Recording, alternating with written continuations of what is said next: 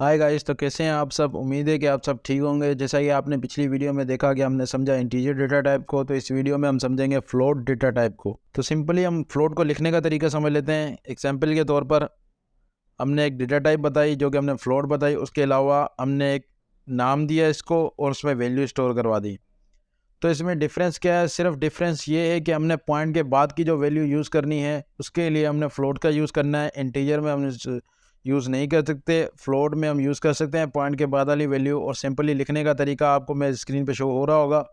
तो उसके अलावा अगर आप डेटा टाइप बनाते हो और उसमें जो नंबर्स की जो वैल्यू देते हैं वो विदाउट पॉइंट देते हैं तो ये कोड एरर देगा। एग्जाम्पल के तौर पर समझते हैं कि हमने एक फ्लोट डेटा टाइप बनाई और उसमें एक वैल्यू स्टोर करवा दी, और उसके अलावा हमने एक और फ्लोट डेटा टाइप बनाई और उसमें एक और वैल्यू स्टोर करवा दी। अब थर्ड हम इन दोनों को प्लस करेंगे तो हम एक और फ्लोट डेटा टाइप बनाएंगे, तो इन दोनों को प्लस कर देंगे।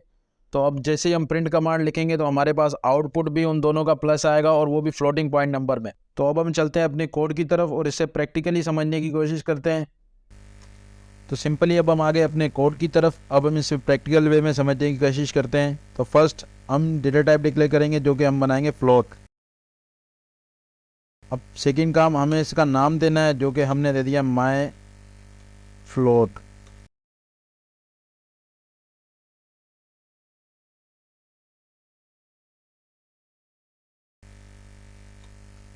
तो अब हम इसमें वैल्यू स्टोर कराएंगे।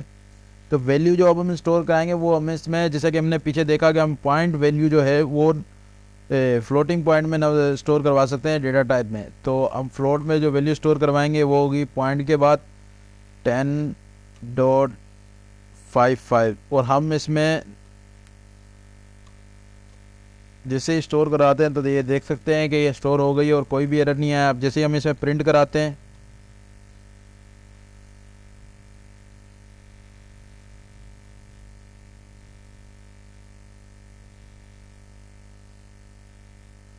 तो जैसे ही कोड को रन करते हैं तो ये वैल्यू प्रिंट हो जाएगी। जैसा कि अब हम कोड में देखेंगे ये वैल्यू जो है ये प्रिंट हो जाएगी।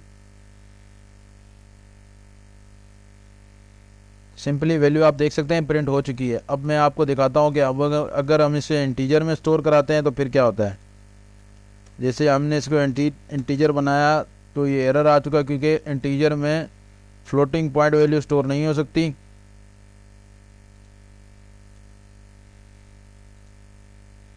आपको अगर वैल्यू स्टोर करवानी है तो आपको फ्लोटिंग पॉइंट नंबर में स्टोर करवानी होगी। आप इसको फ्लोटिंग पॉइंट नंबर वाली वैल्यू को इंटीजर में स्टोर नहीं करवा सकते, आपको एरर आएगा।